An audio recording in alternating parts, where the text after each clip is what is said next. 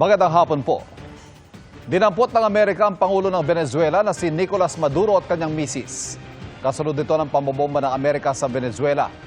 Ay kay President Donald Trump, kinasuhan si Maduro dahil sa drug trafficking. Ikinabahala naman ito ng United Nations at iba pang bansa, habang ang Pilipinas nanawagan ng payapang pagresolba. Nakatutok si Jonathan Andal.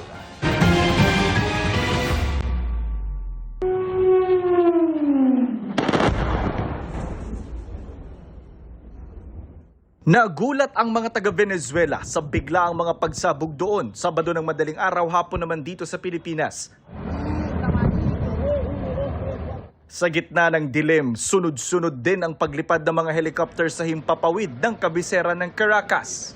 Pag-atake na palaya ng Amerika na kinumpirma ni US President Donald Trump. At my direction, the United States Armed Forces conducted an extraordinary military operation in the capital of Venezuela. Overwhelming American military power, air, land, and sea, was used to launch a spectacular assault. Higit pa sa pagpilay sa mga Venezuelan military installation ang kanilang pakay.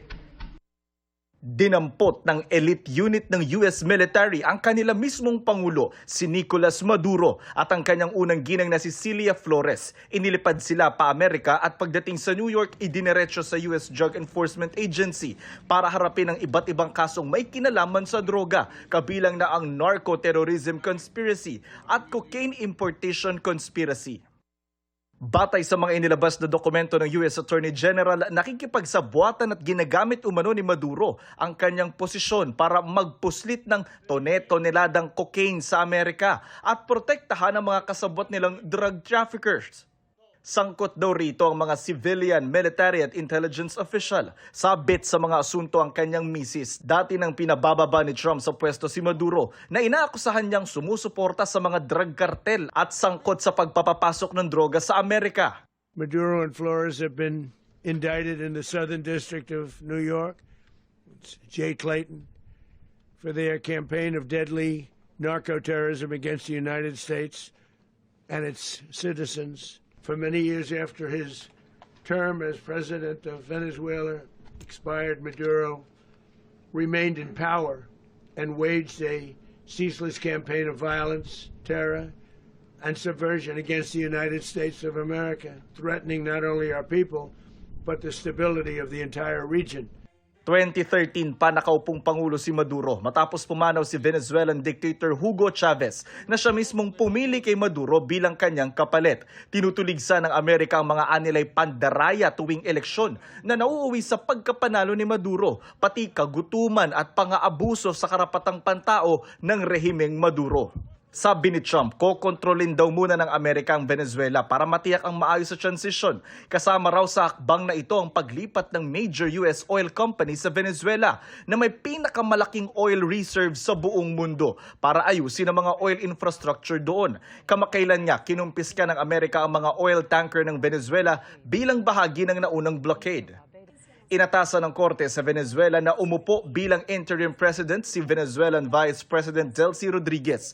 Pero sabi ni Rodriguez, si Maduro lang ang tanging pangulo ng Venezuela. Nanawagan din siya na agad pakawalan si Maduro at ang kanyang misis.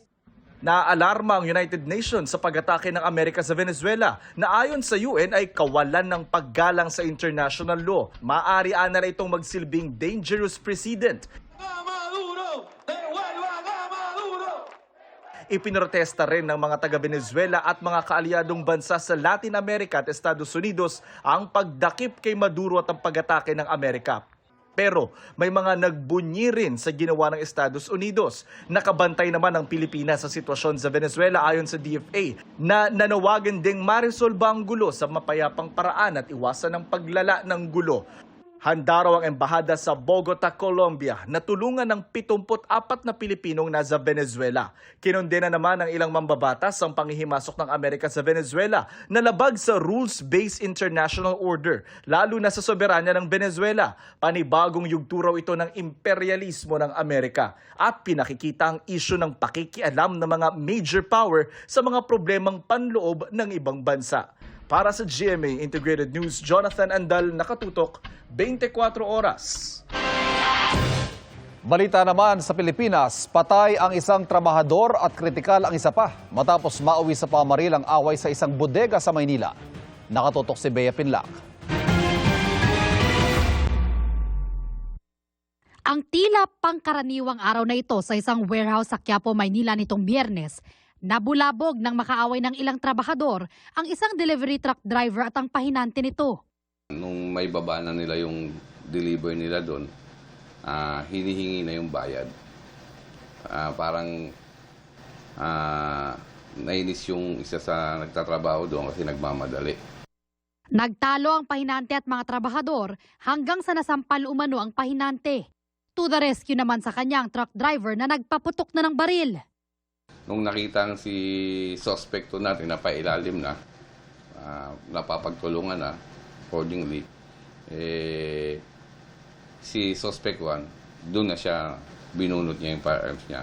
And eventually nalaman natin. Kaya pala ganun yung reaction niya kay pagtanggol. Kapatid pala niya. Patay ang 32 anyos na trabahador ng warehouse habang kritikal naman ang isa pa na edad 35. Wala pang 24 oras, naaresto ng pulisya sa Batangas Port ang truck driver. Patakas na raw dapat siya papuntang probinsya. Sumuko naman kalaunan ng kapatid niyang pahinante. Sinorender din niya yung firearms na ginamit. Nabili ng kapatid ko yun, ma'am. Lisensya? Hindi po. Aminado ang mga suspect sa pamamaril. Pero giit nila, self-defense ang nangyari. Ayaw nila magpaawat talaga kasi alam ko mga lasing pa mga yun eh. Yung problema kasi nung isa, nagbabanta-banta pa. Sabi niya, kung gusto niya makalabas ng buhay dito, magantay kayo. Yung problema kasi nun, pinagtulungan ako kaya naabutan niya ako doon na natumba na ako. Kaya siguro nagawa niya rin yun para kung hindi niya gawin yun, kami rin ang kawawa doon. Hindi pa nga yung nabayaran yung delivery namin doon. Reklamong murder at frustrated murder ang isasampa laban sa mga suspect. Posible rin maharap sa reklamong illegal possession of firearms ang truck driver. Para sa GMA Integrated News, Bea Pinlac, nakatutok 24 oras. Mga kapuso, tapos na ang bakasyon, pero naging pahirapan ang biyahe ng ilang umuwi at lumuwas. Mula sa PITX, nakatutok live si Jamie Santos. Jamie. Ivan, abalang-abala na nga ang mga terminalang bus sa Metro Manila dahil nga sa dagsa ng mga pasahero ngayon dahil matapos ang holiday break. Marami pang humahabol sa biyahe ngayong linggo dahil balik trabaho at balik eskwela na bukas. Maraming pasaheros sa Parañaque Integrated Terminal Exchange o PITX ang humabol sa biyahe pa probinsya. Ang pamilyang ito pabalik na ng Albay matapos magpasko at bagong taon sa Bulacan. Yes po, sinulit. Nag-enjoy po. Nagbatangas naman ang mag-anak na ito at balik Nueva Ecija na. Sakto lang ma'am yung para okay yung bakasyon. Sinulit. Opo. Hindi inakala ng ibang pasahero na naisipang bumiyahe ngayon na dagsa pa rin ang mga pasahero. Kala ko po, onti lang yung pasahero. Marami pala. Sa Martes na po. Kasi nga alam namin kung magpapabukas pa kasi marami nang darating, marami nang ngayon, hindi ko na inaasahan na ganito na pala karami. Kahit po kasi 11 kami dumating, kumuha sa ticket booth, alas 2 pa rin po yung magiging ticket po namin pabiyahing San Miguel, Bulacan. Punuan po kasi. Tuloy-tuloy naman ang inspeksyon sa terminal. May ilang pasahero na rin kaninang umaga sa ilang bus terminal sa Sampaloc, Maynila. Sa Araneta City Bus Station, nag-aabang din ang mga biyaheng paprobinsya. Mahirap may magbiyahe kaya naghahanap pa kami kung saan basta madaling masakyan. Makita mga apo. Wala pa, kukuha pa lang kami ng ticket. Puno siguro, marami pa ng pasahero. Mahigit 2 oras ding nakapila ang mga pasahero sa Lipa Grand Terminal sa Lipa City dahil kinulang daw ang mga bus ayon sa mga dispatcher. Fully booked na rin ang mga biyahe sa ilang bus terminal sa Camarines Norte at Sorsogon. Sa Calapan Port sa Batangas, pahirapan ng makabili ng tiket. Mahaba rin ang pila sa mga sasakyan sasampa sa Roro. Ayon sa Philippine Coast Guard, halos 6 na milyong sea passengers ang kanilang naitala noong holiday season. Sa NAIA Terminal 1, nagkasabay-sabay ang lapag ng mga pasahero mula sa Amerika. Ayon sa CAAP, halos 800,000 ang mga pasahero sa mga paliparan sa bansa mula noong December 20 hanggang January 1. Ivan, dito sa PITX, inaasahang marami pang paserong hahabol para umabot sa pasok bukas. At yan ang latest mula rito. Balik sa iyo, Ivan. Maraming salamat, Jamie Santos. At bago ang pista ng Jesus Nazareno sa Biyernes, dinagsa ang Quiapo Church sa pagdaraos ng unang Sunday Mass ng taon. At mula sa Quiapo nakatutok live si Darlene Chan. Darlene.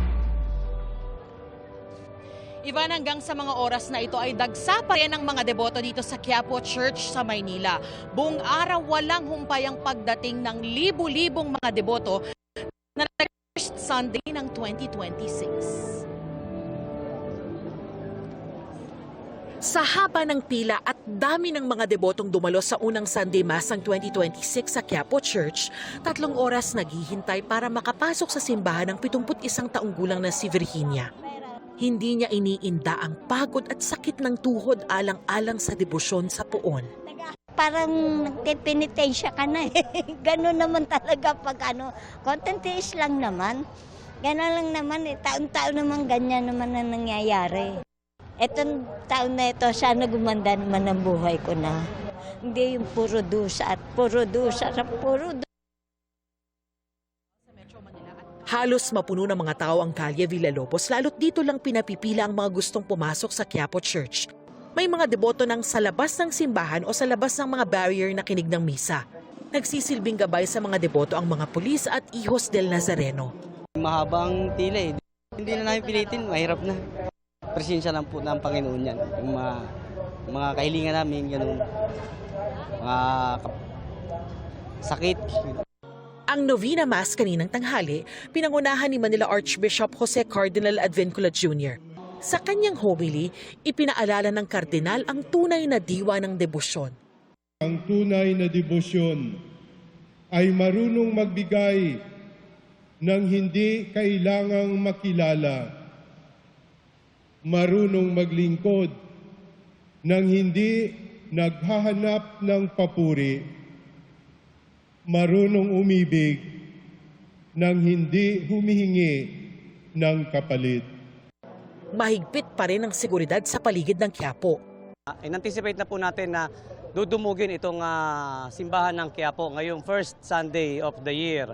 So kaya po more or less nasa 300 personnel po ng kapulisan ang dineploy po natin sa bawat sulok ng ating ng Quiapo para maiwasan natin yung mga krimen katulad ng pandurukot, snatching at iba pa pong mga hindi ka nais-nais. Nagsagawa naman ng pagsasanay mga pulis sa Ross Boulevard sa Maynila bilang bahagi pa rin ng mga paghahanda para sa traslasyon sa Biyernes. Sa Quirino Grandstand, nakahanda na ang entablado para sa pahalik sa imahe ng Poong Jesus Nazareno. Nakalatag na ang mga steel barrier at patuloy ang paglilinis at pag-monitor sa seguridad sa lugar. Bukas, mag-ocular inspection sa Quirino Grandstand ang mga opisyal ng Quiapo Church. Ivan, mabigat na yung daloy ng trapiko dito sa southbound ng Quezon Boulevard dahil nga sa dami ng mga nagsisimba dito sa Quiapo ngayon. Samantala, yung DOH ay nag-anunsyo na magdedeklara sila ng Code White o mataas na alerto sa kanilang mga ospital sa Metro Manila at mga karatig na rehiyon para nga sa paparating na traslasyon sa Biyernes. Yan ang latest mula rito sa Quiapo, Maynila. Balik sa iyo, Ivan. Maraming salamat, Darlene Kai. Sa Korte Suprema, dadalhin ng isang mamabatas ang pagkwestiyon sa unprogrammed appropriation sa 2026 national budget na nakatakdang lagdaan bukas si Pangulong Bongbong Marcos. Nakatutok si Mav Gonzalez. Bukas nakatakdang pirmahan ni Pangulong Bongbong Marcos ang 6.793 trillion peso 2026 national budget. Sabi ng Grupong Bayan, ang budget anilay para lang sa mga kurakot na political dynasty, mambabatas, pinapaborang kontraktor at mga kapitalista. Sa National Expenditure Program pa lamang daw ng Pangulo, marami ng discretionary at lump sum item at mga allocable. Dinagdagan pa ito ng anilay pork barrel at patronage funds ng Kongreso. tinukoy ng bayan ang 243 billion pesos na unprogrammed appropriations, 200 billion na soft pork na nakalagay sa mga programa tulad ng AIX, MAIFIP at TUPAD, bilyong-bilyong pisong halaga ng infrastructure projects at 11 billion na confidential at intelligence funds. Anila, kung may ilang item man na i-veto ang Pangulo, naniniwala silang ito ay para lang pakalmahin anila ang publiko, hindi para ireporma ang pambansang pondo. Kukwestiyonin din ni Caloocan City 2nd District Representative Edgar Erice sa Korte Suprema kung may unprogrammed appropriation sa budget. Ipupush ko yun. Kung hindi ibibito ng presidente, yun para magkaroon na ng definite na decision ang Korte Suprema tungkol dito sa mga unprogrammed appropriations. Yan yung aking purpose na questioning yan sa Korte Suprema. Para kung deklarang unconstitutional, hindi na magagamit yan sa mga susunod pa. Napakalaki raw kasi ng unprogrammed appropriations o yung mga wala pang tukoy na pagkukunan ng pondo. May mga inilagay dyan sa unprogrammed appropriations na dapat sana sa program appropriations na ilagay. Gayunman, sabi ni Erice, mas madaling bantayan ang 2026 budget. Ipinost naman ni Batangas 1st District Representative Leandro Leviste sa Facebook ang summary ng 2026 budget ng Kamara. Dati na niyang kwinestyon ang 18 billion na nakalaan para sa MOOE o Maintenance and Other Operating Expenses ng mga kongresista. Bagaman bahagi raw nito ay makatwiran, gaya ng pambayad ng supplies at utilities, malaking bahagi raw nito ay napupunta sa mga gastusing walang resibo kaya mahirap suriin. Ayon kay Leviste, nasa 47 million pesos ito kada kongresista. Kabilang aniya sa mga di kailangang resibuhan ay gastos sa biyahe, komunikasyon, training, scholarship, advertising, representation, at professional services. Hirit ni Leviste, kabilang ba rito ang sahod ng social media consultants o keyboard warriors? Umaasa si Leviste na ilalabas ng House Committee on Accounts ang detalyadong breakdown ng budget ng Kamara. Para sa GMA Integrated News, Mav Gonzalez, nakatutok, 24 oras. Isa sa mga paboritong handa pag may selebrasyon ang Mango Float. At sa pagsalubong sa 2026, kanya-kanyang paandar ang mga netizen. Yan ang pampagood vibes ni JP Soriano. Taon-taon na lang, paunahang sumusugod ang ating mga kababayan sa mga pamilihan para bumili ng isang klasing biskwit na madalas pa nga ay ubusan. Samahan yan ng mangga, all-purpose cream at gatas. All set na para gumawa na ngayon tila staple ng medianoche, ang Mango Float. At this year, game face on na naman ang marami na parabang may Mango Float making contest. Kanya-kanya ngang lapag ang ating mga kapuso ng kanilang entries bago ang deadline noong December 31. Isang slice nga riyan, yung sa may bandang Samar. Ay teka, parang okay din pala yung sa may bandang Pangasinan. Itong entry kasi korteng Philippine map ang topping. Kunin na natin ang Visayas. Okay. Heto namang entry, sakto ang tema sa bagong taon. Lalo na ngayong Year of the Fire Horse sa Chinese Zodiac. Kabayo ang disenyo ng kanyang Mango Float na may nakaukit na 2026. Ang isa niyang entry may hint of kiwi fruit pa. Paskong Pasko naman itong entry na ang mismong Mango Float, hugis Christmas tree. Hitting two birds with one stone, itong isang peg na ginawang isa ang Mango Float at ang isa pang holiday staple na fruit salad. Pinagsama-samang mangga, fruit cocktail at grapes. Tipid nga naman. At heto pang isang tipid tip. Ang Mango Float kasing ito, round cake topped with a whole slab of leche flan. Nako, hinay-hinay lang lalo na sa mga trentahin na. Ang entry na ito, luntian, animoy larawan ng simpleng buhay sa kanayunan. May mga puno, bulaklak at halaman. At bahay kubo, Pinoy na Pinoy. At speaking of flowers, hindi papakabog yan ang mga entry na tila mga bagong bloom na sunflower. Parang ang hirap naman atang lantakin yan sa ganda. Ito ring isang entry, parang gusto mo na lang titigan at pagmasdan sa sobrang ganda. Ang pattern, effort na effort. Pinagsama-sama itong mangga, gelatin at edible gum paste. Pero ang isang ito, ano yung sa'yo? nakalagay sa mga cocktail at wine glass na may garnish ng lettuce, samgyup yarn. Sa pagpasok ng 2026, naway maging singkulay, singganda at sintamis na mga mango float na ito ang bagong taon. Para sa GMA Integrated News, ako po si JP Soriano, nakatutok 24 oras. Naging maulan ang unang weekend ng taon sa ilang bahagi ng bansa. Bukod sa mga baha at pagguho, may namatay pang lula ng isang tumaob na bangka. Nakatutok si Oscar Oida.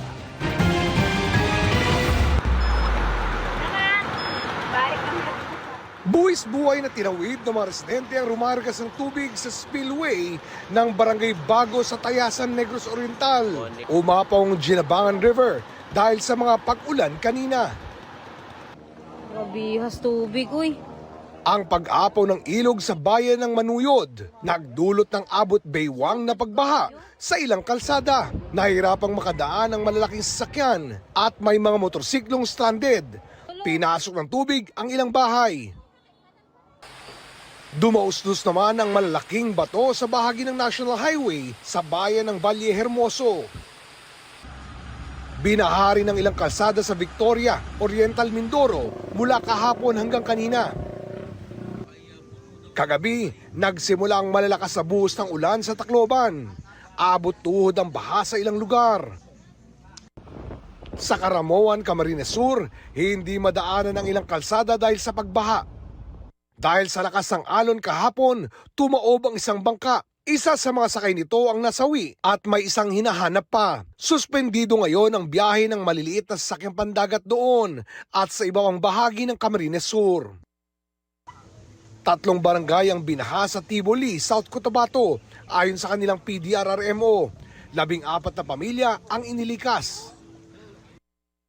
Sa Barangay Lemsnolon, nasira ng pagragasa ng tubig ang isang tulay. Sinimulan na ang pagkukumpuni. Naglagay muna ng pansamantalang tawiran. Binahari ng isang simbahan sa Valencia City, Bukidnon. Ayon sa pastor doon, isa sa dahilan ng baha ay ang hindi pa matapos-tapos na drainage system sa paligid ng simbahan. Lampas tao naman ang taas ng pagbaha sa bahaging ito ng Barangay Balulang sa Cagayan noong Biyernes ng gabi. 6 na mag-anak ang nawala ng tirahan matapos anurin ang kanilang mga bahay. Ayon sa Pag-asa, shear line at easterlies ang nagpapaulan sa Visayas. Easterlies naman ang nagpapaulan sa Mindanao. Para sa GMA Integrated News, Oscar Oida, nakatutok 24 oras. May anunsyo na ng mga suspendidong klase bukas sa ilang lugar dahil sa posibleng ulan na dala ng shear line. Kinansila ang klase sa lahat ng antas sa pampubliko at pribadong paaralan bukas sa Tacloban at Palo Leyte. Gayon din sa buong Northern Samar.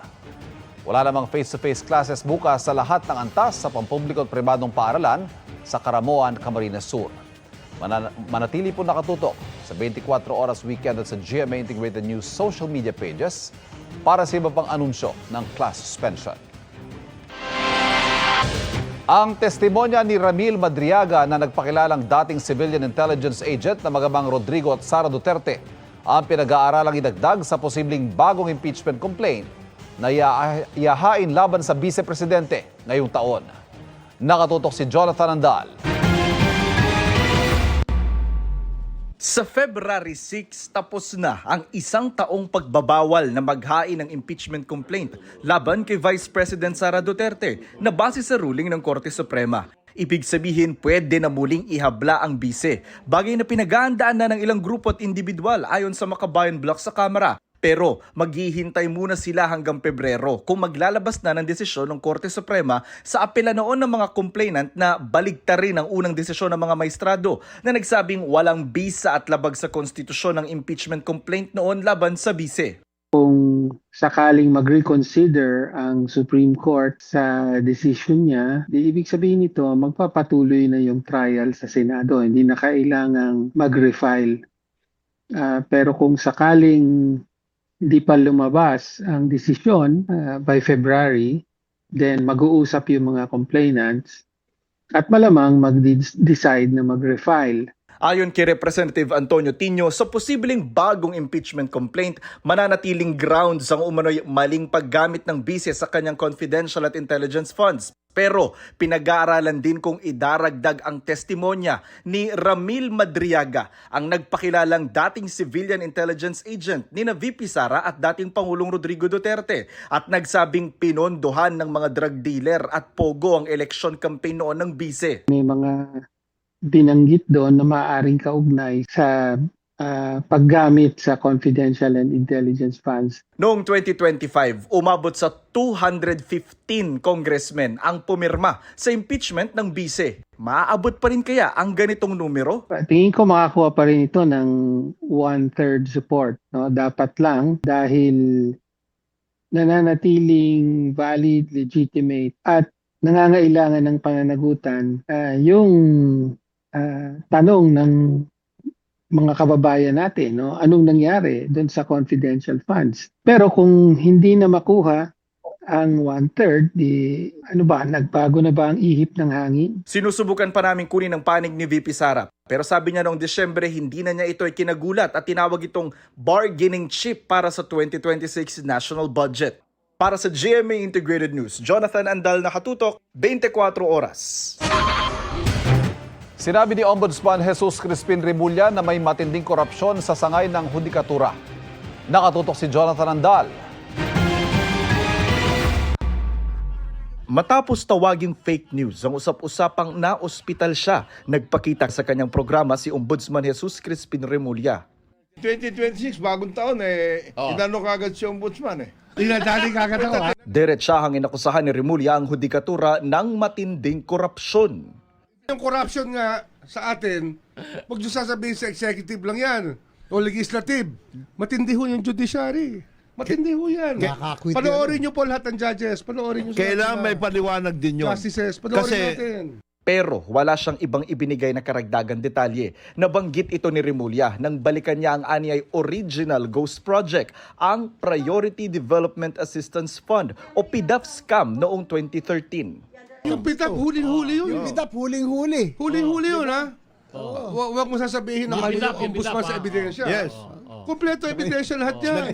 Inungkat din ni Remulla ang fertilizer fund scam kung saan ibinasura ng Sandigan Bayan noong 2016 ang kasong pandarambong sa itinuturong mastermind nito noon na si dating Agriculture Undersecretary Jocelyn Jokjok Bolante. Sino yung mastermind ng liquid fertilizer doon? Si Jok Bulante. Hindi naman na-convict. Nakakatawa nun yung sa Yung Makati. Sandigan Bayan, ang galing din mag-acquit. No? Sa Lahat ng Makati. dahilan para mag-acquit, meron ng Sandigan sila. Bayan. Meron. Siyempre, hindi mawawala dyan. Meron din magagaling ng mga abogado. Bugado, mga gumagapang. Sang-ayon naman ang presidente ng Integrated Bar of the Philippines o samahan ng mga abogado sa bansa na may korupsyon talaga pati sa hudikatura pero hindi raw matindi. May binuo raw ang Supreme Court na Judiciary Integrity Board na tumatanggap ng sumbong sa mga sangkot sa korupsyon ng mga huwes at empleyado ng korte. Hindi naman siguro ganun katindi yung corruption in the judiciary. Most of our judges are ethical than those alleged corrupt ones. Hindi rin daw patas na akusahang korap ang mga nasa Sandigan Bayan kapag nagbasura sila ng kaso dahil sa mahina o kulang na ebidensya. Malakas po kasi yung presumption of innocence because that is a constitutionally guaranteed right of every Filipino citizen. Hindi naman po pwedeng inakusahan ka lang ng ganito na inusahan ng isang tao na involved sa corruption pero wala namang ebidensya. Hindi naman po pwedeng i-convict yun ng huwes. Di ba?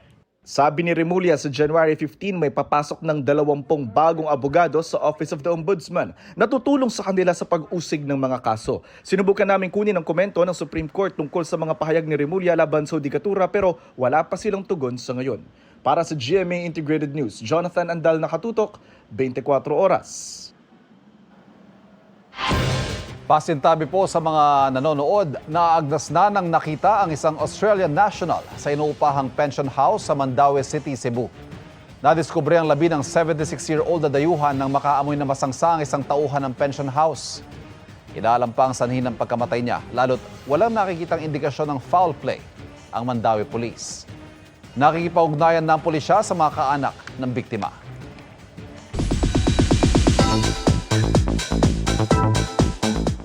Earliest bird sa kasal ni Micoy Morales ang kanyang castmate sa Pepito Manaloto na si John Fair aka Patrick. Pero sa March pa pala ang kasal at iba ang napuntahan ni John. Ang kanyang na Patrick in real life moment, alamin sa aking chika. Pambato nila ako, star player. Panggulat ba? Hindi lang sa Kapuso sitcom na Pepito Manaloto nang gugulat si Patrick. Sabi ko sa ipapasok ko sa crucian dahil panggulat ako. Tila naging in character kasi ang gumaganap sa kanya na si John Fair. Ipinost ng castmate niyang si Micoy Morales ang larawan ni John na posturang-postura in his barong. Para sana ito sa kasal ni Micoy, kaso ang wedding sa March pa. Inakala niya raw kasing ang kasal ay kahapon, January 3. At hindi niya nabasa ng buo ang sulat sa invitation na please RSVP on or before January 3. Kaya si John na Patrick sa totoong buhay. Laking gulat daw niyang pagdating sa simbahan, nakasuit ang lahat habang nakabarong si John. Wala rin daw siyang kilala at tila iba ang itsura ng groom. At nang tawagan niya si Charis Solomon na gumaganap na misis niyang si Janice sa sitcom. Confirmed, ibang kasal ang napuntahan niya. May libo-libong haha reactions online ang post ni Micoy kung saan nagbiro siya na newlyweds baka pwedeng makahingi ng kopya ng same-day edit video. Nakita si John. Tada! Eto at ipinost ng photo studio na present sa wedding ang larawan ni John sa kasal. Biro ni Micoy, buti hindi nalito ang bride. Kasi si John at ang groom lang daw pala ang nakabarong. Sabi ng netizens, parang episode sa Pepito Manaloto ang nangyari. O baka na-excite lang si Patrick sa paghihintay kung may hotdog ba sa reception. Sa Pepito Manaloto kasi, favorite ni Patrick ang hotdog. Sarap pa. May mga pagkain kang kailangang iwasan. Gaya po ng ano? Pizza, hotdog. Ha? Bawal ang hotdog? Buti na lang John, aka Patrick, took it in stride. At nag-congrats pa rin sa groom at bride. Kahit pinaharap ng pulisya, no-show pa rin ang 5 persons of interest sa pagsabog ng paputok sa Tondo, Maynila na ikinamatay ng isang bata. Nakatutok si Von Aquino.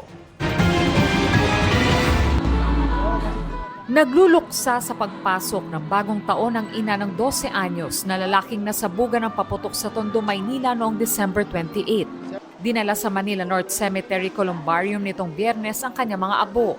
Idinaan muna ang urnang bata sa kanilang bahay at sa pinangyarihan ng pagsabog. Ayon sa Manila Police District, hindi pa rin nagpapakita ang natukoy nilang 5 persons of interest sa pagsabog para sana magpaliwanag. Papailan na lang natin ng kaso to regular filing yung mga involved doon. Hinihintay na lang natin yung result ng examination ng forensic unit natin ng MPD.